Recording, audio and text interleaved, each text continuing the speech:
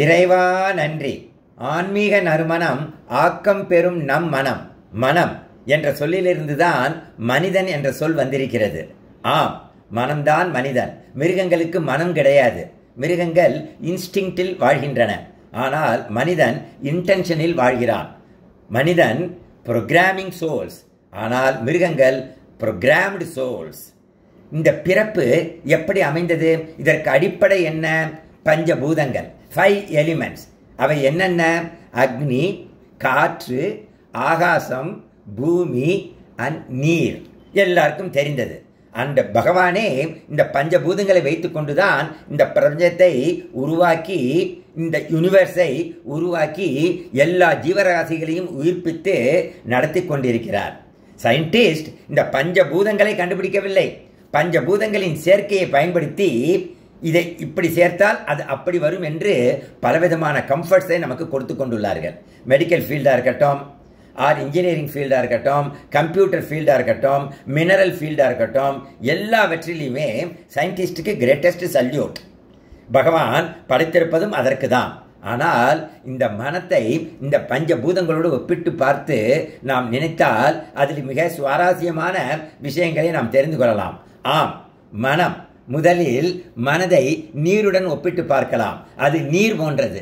நீரில் எந்த கலர் தூளை போட்டாலும் அந்த கலராகவே மாறிவிடும். as you think so you are என்ற மாதிரி. ஆகையால் மனதில் கடவுள் எண்ணம் என்ற கலரை கரைப்பவர்கள் கடவுளாகவே மாறுகிறார்கள். உலகியல் விஷயங்கள் என்ற கலரை கரைப்பவர்கள் உலகப்பற்றில் கரைகிறார்கள். அதான் முக்கியம். மனம் என்பது காற்று போன்றது. மலரை தழுவி வரும் காற்று நறுமணத்தை கொடுக்கும்.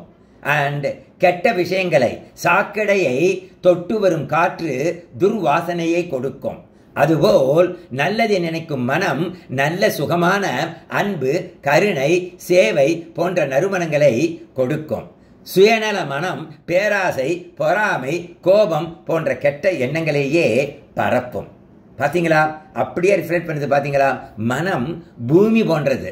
ஆம், மனம் எப்போது விவேகத்தின் ஆணைக்கு கீழ்ப்படுகிறதோ அப்போது பூமியை போன்று உறுதியாகவும் பொறுமையாகவும் மாறுகிறது. எதையும் தாங்கும் இதயமாக மாறுகிறது. விவேகத்தை மதிக்காத மனம் பூகம்பத்தில் சிக்கிய புள்ளிமான் போன்று துயரப்படுகிறது. அதான் விவேகத்தோடு நாம் வாழ வேண்டும். மனம் நெருப்பு போன்றது, அக்னி போன்றது. ஆம், ஞானமடைந்த தூய்மையான மனதில் எந்த கெட்ட எண்ணங்களும் புகுந்தால் ஞானத்தீயில் கருகிவிடும். அகம்பாவம் அகன்றுவிடும். தீ மட்டும்தான், நெருப்பு மட்டும்தான் தனக்குள் விழுபவற்றை தீயாகவே மாற்றும் சக்தி கொண்டது. அதுபோல் மனமும் என்ன நினைக்கிறதோ அதுவாகவே மாறும் தன்மை கொண்டது. மனம் ஆகாசம் போன்றது.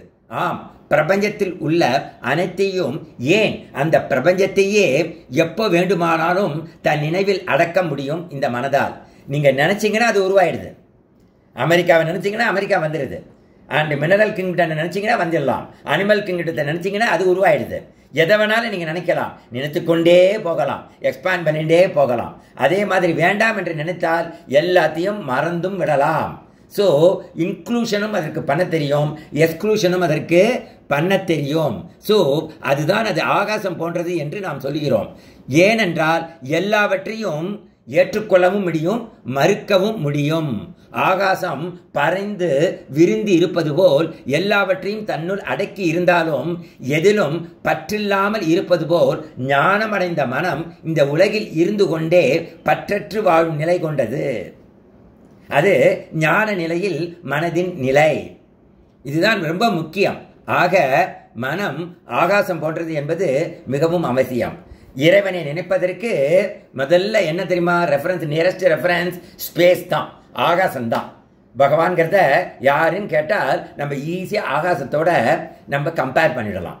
அது எல்லாத்தையும் தனக்குள்ளே வச்சுட்டு இருக்கு. ஆனால் எதுக்குள்ளேயும் பற்று இல்லாமல் இருக்கு, எது மேலேயும் சார்ந்து இல்லாமல் இருக்கு. ஆனால் ஆகாசத்தை சார்ந்துதான் எல்லாமே அமைந்திருக்கிறது. பகவானும் அதே மாதிரி தான். ஆக மனமே பஞ்சபூதங்களின் அடையாளமாக நமக்குள் இருந்து கொண்டு வழிகாட்டு கொண்டிருக்கிறது. மனதை ஆன்மீகத்தால் செம்மைப்படுத்துவோம். ஓகே, சீர்திருத்துவோம். வாழ்க்கையை ஒரு அழகான ஆனந்த பயணமாக கொண்டாடுவோம். இறைவா நன்றி.